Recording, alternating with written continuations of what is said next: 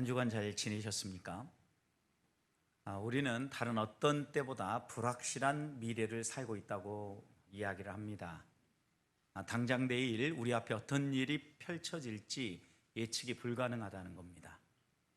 가정 안에 펼쳐질 일, 사회에 펼쳐질 일들, 그리고 또 우리 자녀들이 겪게 될 일들, 이런 모든 환경들이 예전에는 그래도 조금 내다볼 수 있었고 예측할 수 있었다면 지금은 전혀 내다보지 못하고 예측하기 어려울 이런 불확실한 시대를 맞이했다는 겁니다. 특히 코로나19의 영향으로 말미암아 우리도 모르는 사이에 우리가 생각했던 모든 계획들, 또 한 해 동안 우리가 행하려고 했던 모든 일들이 한순간에 사라지는 것을 경험하면서 우리의 마음속에는 어떻게 하면 이 불확실한 미래를 좀 더 힘있게 그리고 또 당당하게 살아갈 수 있을까라는 이런 질문이 생기기 시작한 겁니다. 그러면서 많은 사람이 이 불확실한 미래를 가장 확실하게 지낼 수 있는 길이 무엇일까? 사람들이 두려워하는 가장 중요한 이유는 불확실하다는 것이지만 이 불확실한 미래도 하나님이 나와 함께 하시고 하나님이 나와 동행한다라는 분명한 믿음이 있으면 모든 상황을, 불확실한 미래를 누구보다도 꿰뚫어 보시는 그 하나님께서 나와 동행하고 내 손을 잡아 이끌어 주신다면 두려워하지 아니하고 당당하게 살아갈 수 있지 않겠습니까?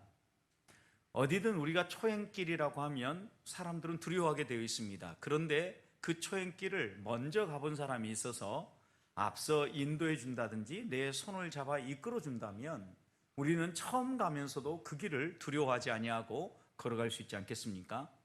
이 우주 만물을 창조하신 분, 우리에게 가장 좋은 것 주시기 원하시는 하나님이 이 불확실한 미래를 살아가는 우리의 손을 붙잡고 우리 함께 걸어간다면 우리는 다시 한 번 더 그 하나님을 바라보면서 그 하나님 때문에 당당하게 살아갈 수 있지 않겠습니까?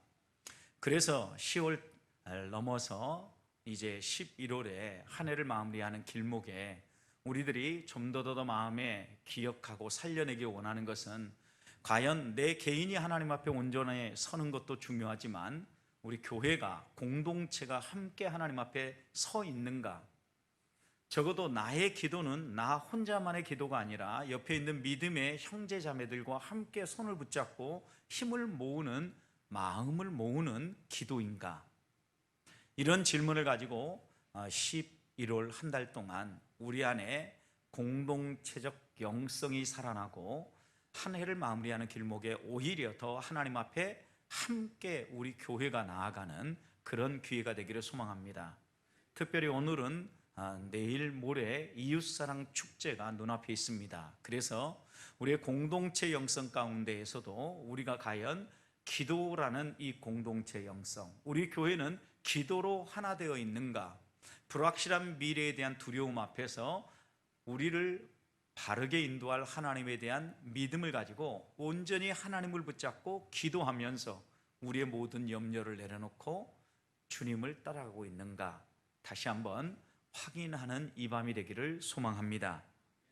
우리의 삶에 염려가 여러 곳곳에 찾아오죠. 불확실한 미래 때문에도 찾아오지만 우리가 가지고 있는 것들이 한정되어져 있고 우리의 삶이 때때로 우리가 원하는 대로 이루어지지 않기 때문에 염려하는 것 같습니다. 건강 문제만 해도 그렇죠.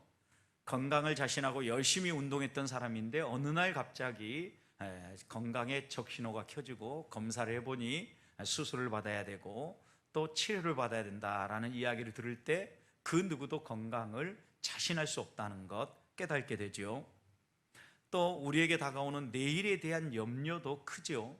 내일 내가 어떤 일을 만날지, 그리고 또 우리의 자녀들이 어떤 앞날을 살아가게 될지, 어떤 직장에 취업하게 될 것인지, 어떤 배우자감을 데려와서 며느리감이라고 또 사익감이라고 선을 보일 것인지, 여러 가지 미래에 대한 우리의 생각들을 하나하나 생각해 보면 정말 잘 될 것인가에 대한 염려, 걱정이 우리의 마음속에 있습니다.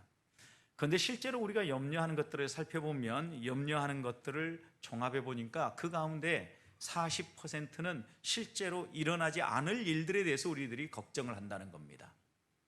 그리고 염려하는 것의 30%는 과거에 있었던 일을 다시 떠올리면서 또 이런 일을 당하지 않을까 염려한다는 거죠.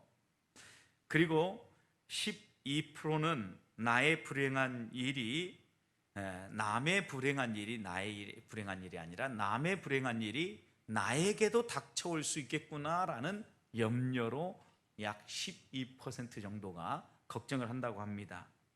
그리고 자신이 앓고 있는 병에 대한 염려로 걱정을 하는 사람은 약 10% 정도.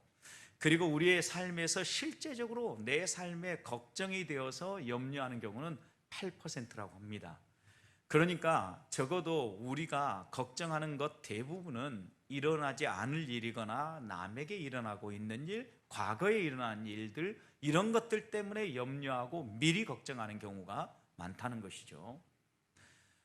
그러니 우리의 삶에서 이런 염려에 대해서 바로 이해하고 염려하지 아니하고 당당하게 살아간다는 것은 그리스도인의 신앙생활에서 매우 중요합니다. 그래서 우리 주님께서도 마태복음 6장에서 염려하지 말아라, 이것은 다 이방인들이 구하고 염려하는 일들이다 라고 이야기하면서 하나님의 사람이라고 하면, 그리스도인이라면 염려를 내려놓을 것을 당부하죠.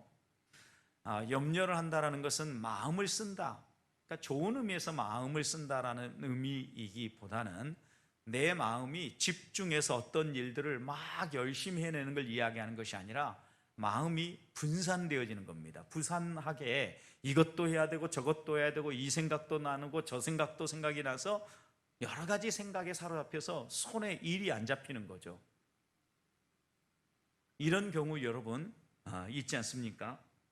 그래서 이 염려라는 단어는 생각이 분산된다라는 헬라어 단어가 쓰여졌고, 또 이 헬라어 단어는 마치 맹수가 우리의 목덜미를 이렇게 물어가지고 숨을 쉬지 못하도록 만든다라는 의미가 담겨져 있어요. 여러분, 만약 맹수가 우리의 목덜미를 문다고 생각해 보십시오. 숨쉬기 어렵겠죠. 질식사한다, 이런 의미가 담겨져 있죠. 그래서 여러 철학자들은 이 염려, 이것은 죽음에 이르는 병이다, 이렇게 이야기를 했습니다. 실제로 염려는 우리로 하여금 걱정하게 만들고, 이 걱정은 수많은 질병들을 함께 가져오고 결국은 죽음에 이르게 만드는 겁니다. 그렇다면 오늘 우리들도 하루하루를 살아가고 한 달을 살아갈 때 과연 무엇을 염려하며 살아가는가?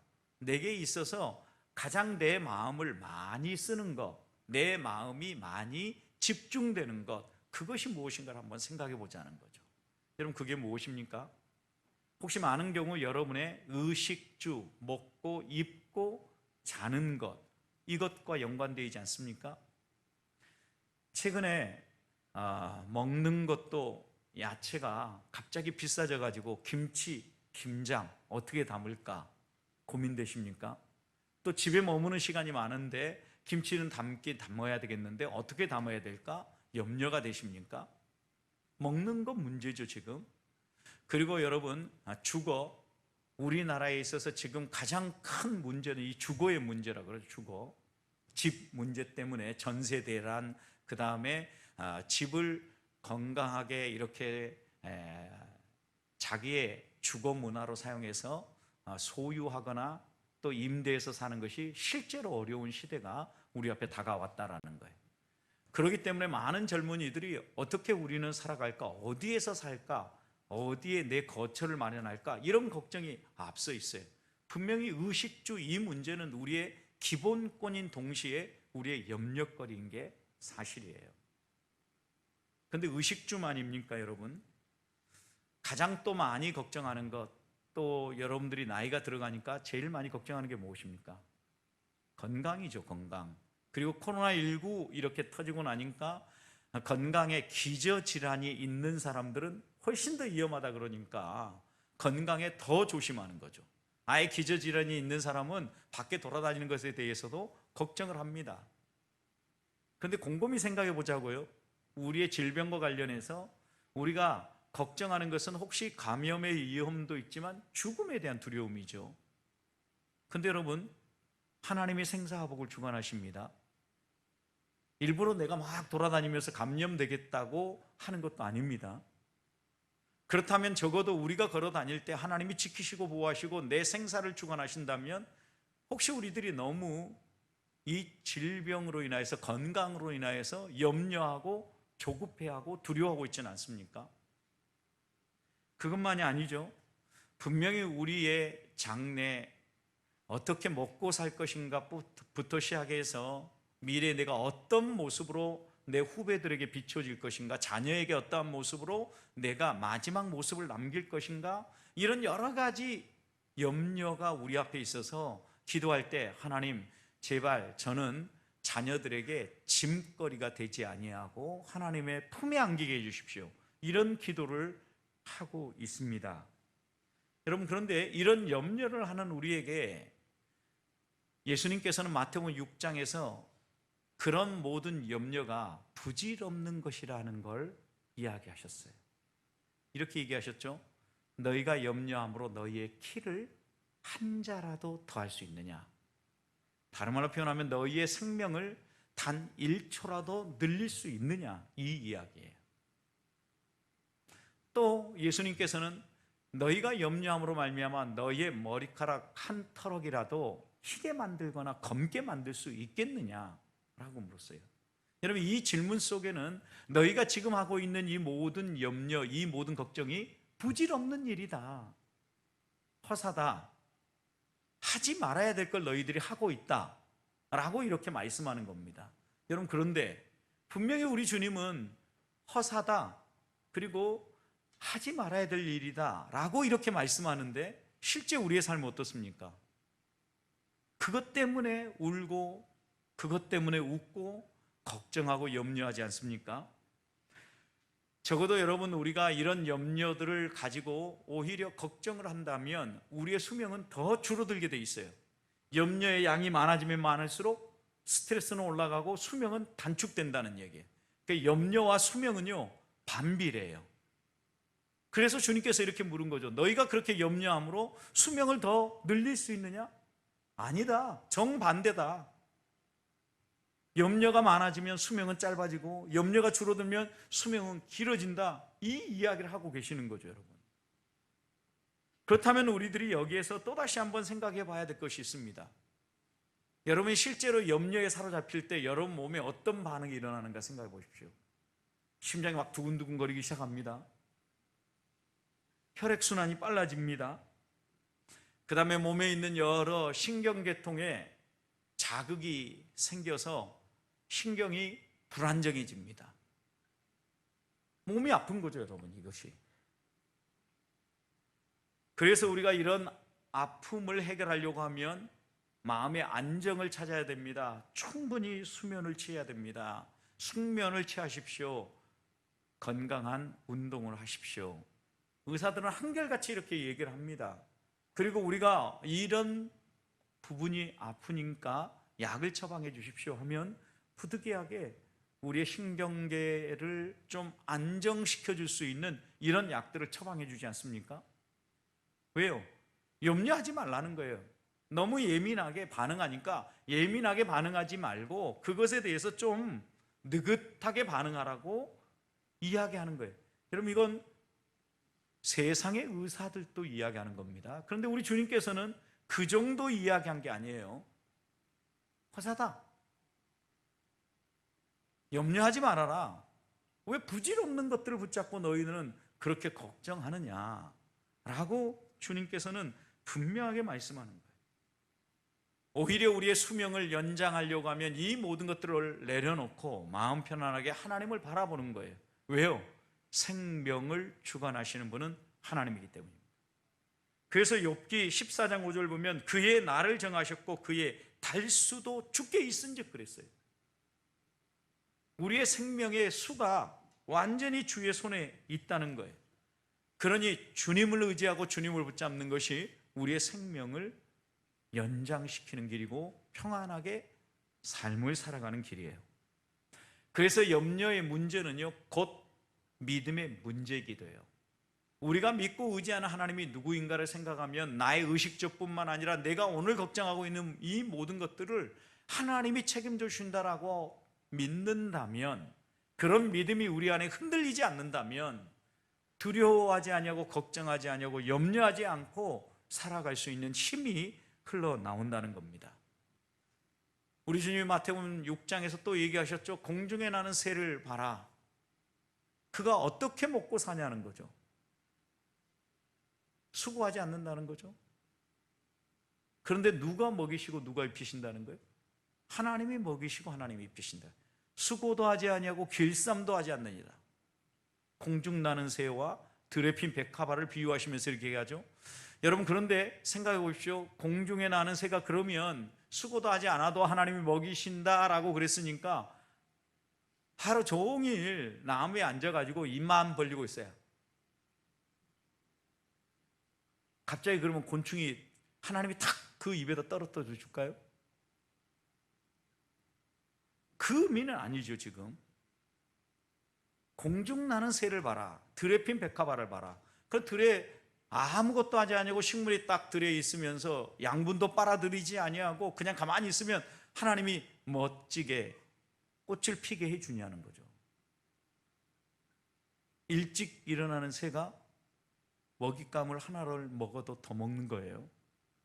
부지런히 움직이는 새에게 하나님께서는 더 많은 식량을 먹을 수 있도록 해주셨어요. 그런데 우리 주님은 분명하게 말씀하시기를 그 새들이 노력함으로 먹고 사느냐? 아니라는 거죠. 그러면 가만히 입만 벌리고 있음으로 먹고 사느냐? 그것도 아니라는 거죠. 그럼 뭐냐? 하나님이 먹이실 걸 믿고 오늘 내가 걸어야 할 길을 걸어가는 것. 이게 뭐예요? 믿음의 길이죠. 나는 하나님이 내게 맡겨주신 그 일을 향해서 걸어가는데 하나님은 때를 따라서 나에게 먹이시고 입히시는 거죠. 내가 앞에 걸어가는데 막 날아가는데 그 앞에 하나님께서 잡아먹을 곤충도 주시고 여러 가지 것들을 펼쳐주시는 거죠. 여러분, 이 말씀이 더 선명하게 이해되려고 하면 베드로가 물고기를 잡으러 갈릴리 바다에 갔습니다. 밤새 물고기를 잡았습니다. 한 마리도 못 잡았습니다. 그래서 그물을 씻고 깨끗이 씻고 철수를 하려고 하는데 우리 주님이 그렇게 말씀하시죠. 야, 깊은 데 가서 한번 다시 그물 던져봐. 깊은 데에 가서 그물을 던졌습니다. 어떤 일이 벌어졌습니까? 그물이 찢어지도록 물고기가 잡혔습니다. 그 호수, 그 바다에 대해서는 예수님보다 더 많이 안 사람이 베드로라고 말할 수 있죠. 왜? 경험상으로는. 그럼에도 불구하고 밤새 베드로는 한 마리도 물고기를 못 잡았어요. 왜 그랬을까요, 여러분? 하나님께서 뭔가 깨우치실 일이 있기 때문에 밤새 베드로가 물고기를 잡기 위해 그물을 던져도 물고기가 잡히지 않도록 물고기가 피해 가도록 하신 거죠. 왜요? 하나님이 움직이시는 분이시니까, 섭리하시는 분이시니까. 여러분, 그러니까 열심히 새가 나를 먹이시는 분, 내가 열심히 노력해가지고 내가 먹고 살아 이렇게 생각하지 아니하고 내가 내 갈 길을 걸어갈 때 하나님이 먹이시고 입히신다라는 것을 믿고 새가 날아갈 때 그 앞에 먹잇감도 주시고 다양한 것을 주시면서 그가 누릴 수 있도록 해주시는 거죠.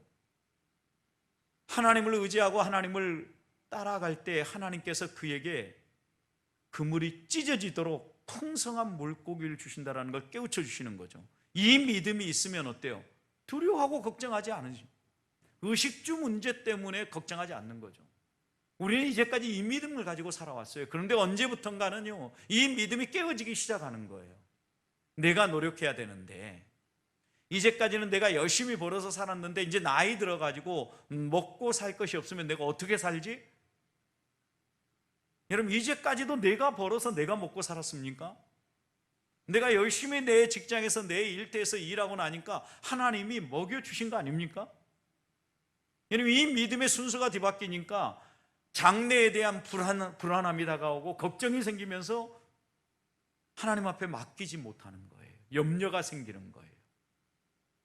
하나님이 어떤 분입니까? 전지전능한 분입니다. 어떤 방법으로 먹이신다면 하나님이 어떻게 먹이실지 어떻게 하십니까? 내가 일을 하게 하실지, 아니면 자녀를 통하여서 대박을 터뜨리실지, 아니면 전혀 기대치 못했던 친지 가운데 누가 갑자기 선한 손길이 되어서 나에게 도움을 줄지, 하나님이 어떤 일을 펼치실지 기대하고 하루하루를 살아야 되잖아요. 그런데 우리는 그 기대를 버리고 오히려 내 걱정과 내 염려로, 내 열심으로 이 문제를 풀려고 하니 기도도 막히고 문제도 풀리지 않고 염려만 가득 채워지는 거죠, 여러분. 이런 삶을 내려놓아야 돼요. 그래야만 이 불확실한 미래, 불확실한 시대를 오히려 당당하게 멋지게 신앙 안에서 살아갈 수 있다라는 거예요. 우리 주님은 분명히 말씀하셨습니다. 마태복음 7장에 보면, 야, 너희 부모님들에게 내가 묻는다. 자식이 생선 먹고 싶다는데 뱀 준 사람 있느냐? 떡 먹고 싶다는데 돌덩어리 주면서 얘다 떡이다라고 이야기하는 부모가 있겠냐? 부모라면 자녀가 생선을 달라고 할 때 뱀을 안 주고 떡을 달라고 할 때 돌을 안 준다면 하늘에 계신 너희 아버지는 너희가 구할 때 좋은 것 안 주겠느냐? 하나님은요, 우리에게 좋은 것 주시는 분이라는 이 이해를 가지고 살아라 라고 주님은 6장 7장에 이어서 연거푸 우리에게 교훈하고 있는 거예요. 근데 언제부턴가 우리는 이런 믿음을 다 잃어버린 거죠. 혹시 안 잃어버렸으면 감사한 일이고요. 제가 너무 속단했는지는 몰라요. 수많은 사람들이 지금 그렇게 이야기를 해요. 믿는 사람이든 믿지 않는 사람이든. 그래서 오늘 우리가 먼저 하나님 앞에서 생각해야 될 것은요, 나는 정말 하나님을 믿는가라고 물어야 돼요. 하나님에 대한 신뢰가 있는가? 하나님이 나를 먹이시고 나를 입히시고 나를 책임지시는 주권자라는 고백이 있는가라는 이 첫 번째 질문을 우리가 먼저 마음에서, 그래야만 하나님을 향한 믿음도 회복되어지고 공동체의 영성도 살아나고 우리의 영혼의 호흡인 기도도 살아날 수 있다는 거예요.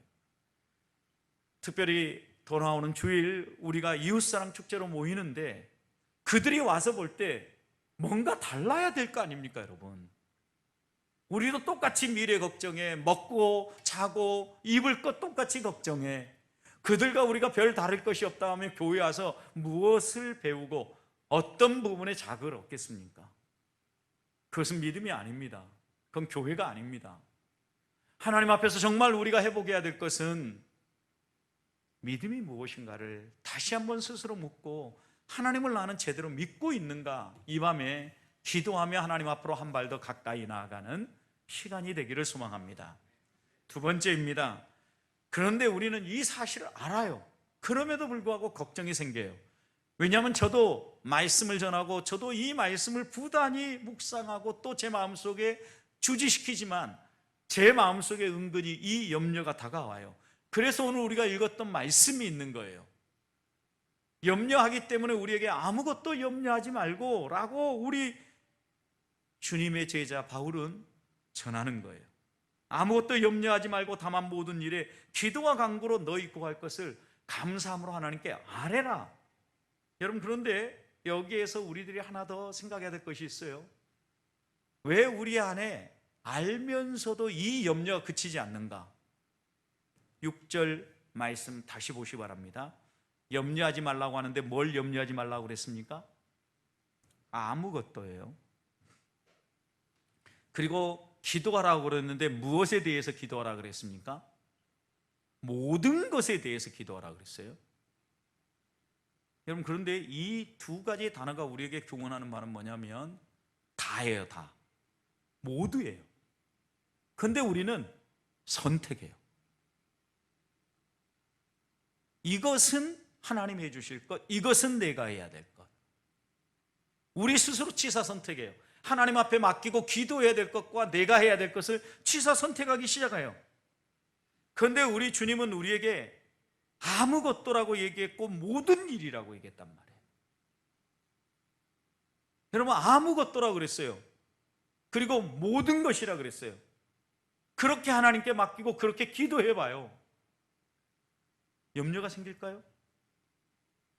염려는 사라지게 되어 있어요. 그런데 우리는 뭔가를 선택해가지고 내가 생각하고 내 기준에 따라서 분류하는 거죠. 여러분, 그런데 우리의 분류는요, 한계가 있어요. 우리의 선택은요, 실수가 있어요. 기가 막히게 여기가 좋을 것이다 라고 생각을 하고 선택을 했는데, 투자를 했는데 모든 게 꼬이기 시작합니다.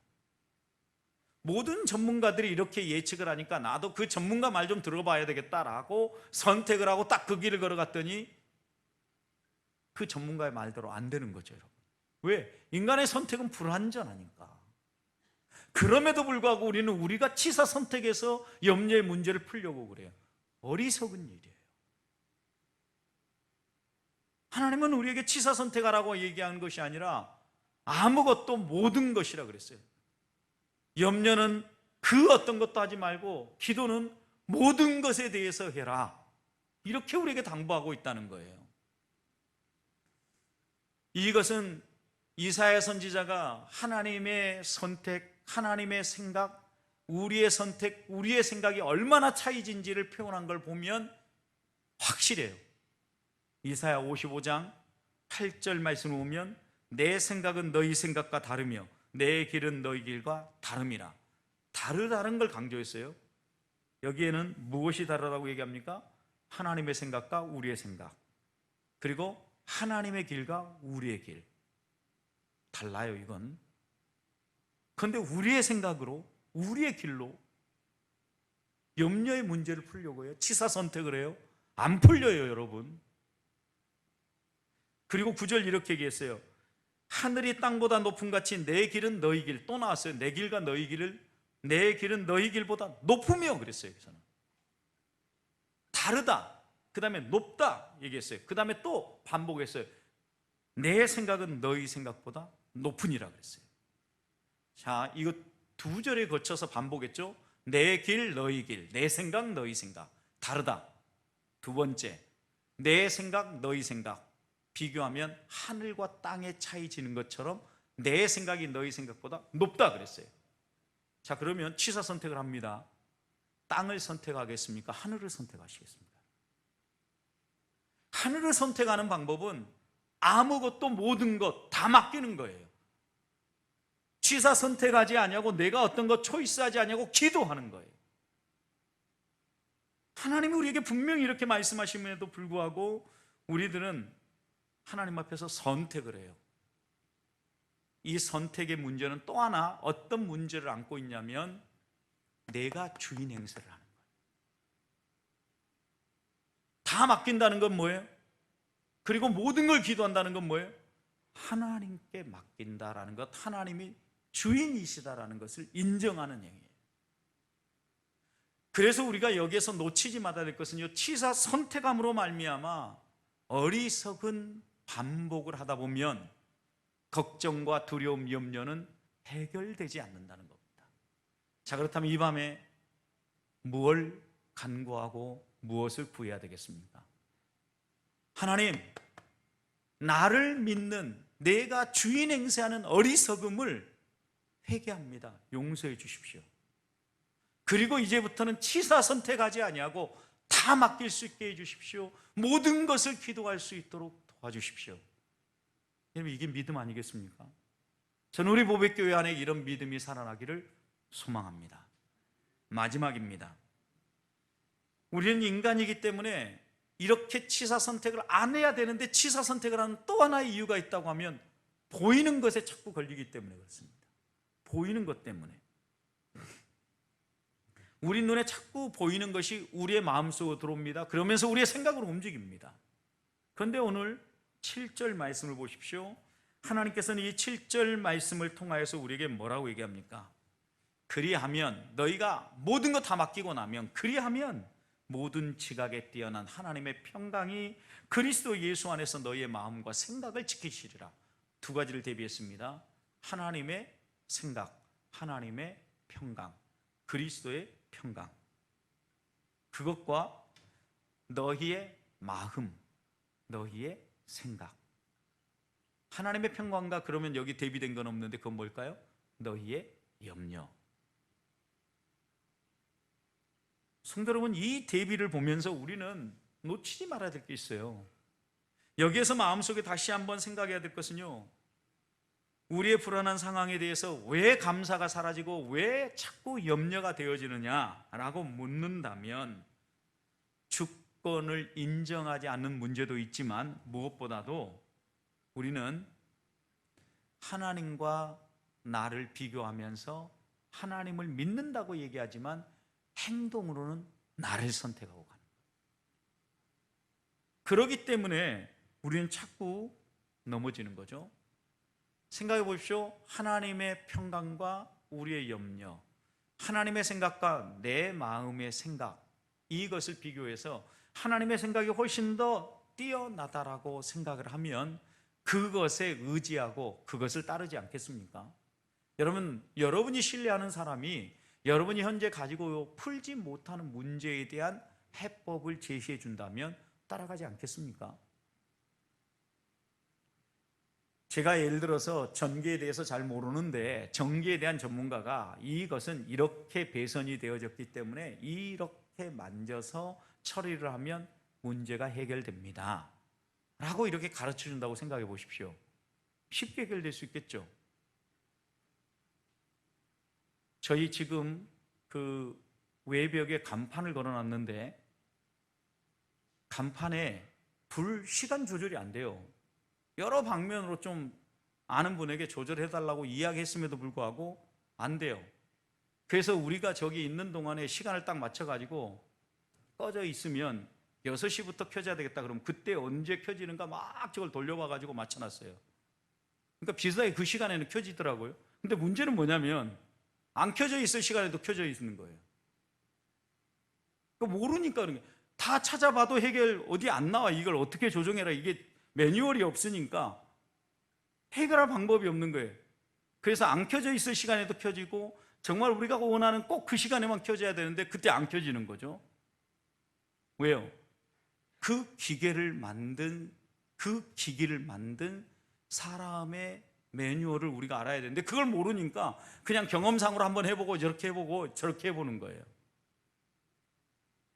이렇게 이제 시행착오를 몇 번 하다 보면 그래도 비슷한 근처에는 갈 거라는 생각이 있어요. 그런데 여러분, 시행착오를 다 겪고 나서 얻어지는 경험도 값진 것이지만 여러분, 이미 그 시행착오를 하면서 우리가 만신창이가 되고 건강도 잃고 모든 것을 다 잃어버린다고 생각해 보십시오. 그렇다면 하나님이 주신 매뉴얼을 따라서 잃기 전에 그 길을 따라가는 게 지혜로운 길이잖아요, 여러분. 주님은 오늘 우리에게 그걸 깨우치기 위해서 말씀을 주신 거예요. 하나님의 말씀으로 깨우치고 그 길을 따라오라고 오늘 우리를 초대하는 거라고요. 그래서 아무것도 염려하지 마라. 모든 것에 대해서 기도해라. 그러면 너희 생각, 너희 마음을 하나님께서 하나님의 생각으로 채우시고 하나님의 평강으로 너희를 이끌어서 너희가 염려하지 아니하고 두려워하지 아니하고 감사하면서 살아갈 수 있도록 너희를 만져주리라 약속하셨어요. 사랑하는 성도 여러분, 이런 믿음이 있으십니까? 저는 여러분 안에 이런 믿음이 있다고 믿습니다.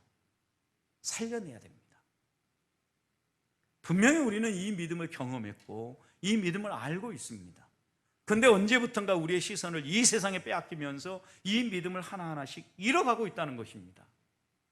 그래서 다시 이 세상에 보이는 것에 고정했던 우리의 시선을 보이지 않는 하나님께 고정하고 그 하나님이 나를 위해서 일하실 것을 믿으면서 하나님의 말씀의 의미들을 살려내고 우리 안의 염려를 하나하나 빼야 되지 않겠습니까? 7절 말씀에 대해서 표준 세번역이라는 성경은 이렇게 번역했습니다.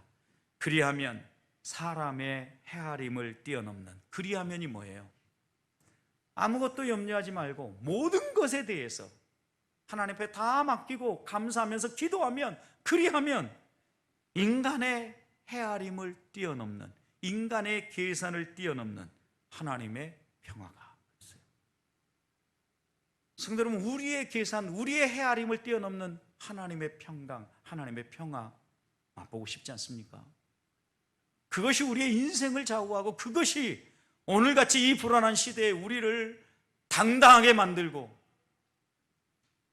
어디에서도 우리의 모습 속에서 품어져 나오는 그리스도인의 멋, 매력, 이거 잃지 않고 살아가게 해주는 거 아니겠습니까? 왜 그리스도인이 오늘 이 시대에 나약한 존재로 그리고 사람들에게 손가락을 받는, 손가락질을 당하는 존재로 살아가고 있습니까? 어떻게 이걸 살려낼 수 있겠습니까? 우리가 믿는 하나님을 바라보십시다. 그리고 그 하나님을 다시 더 의지하십시다. 그 하나님이 나를 책임져 주신다는 걸 믿고 그 하나님께 감사하십시다. 그리고 취사 선택하지 말고 모든 것을 맡깁시다. 그렇게 기도함으로 우리의 인생만이 아니라 내일, 모레 이웃사랑 축제도 하나님이 행하시고 하나님이 일하시는 손길이 나타나서 어떤 결과가 주어지든지 하나님께 모든 영광을 올려드리고 신나고 행복한 신앙생활하는 우리 보백교회 공동체가 될 수 있기를 주님의 이름으로 축복합니다.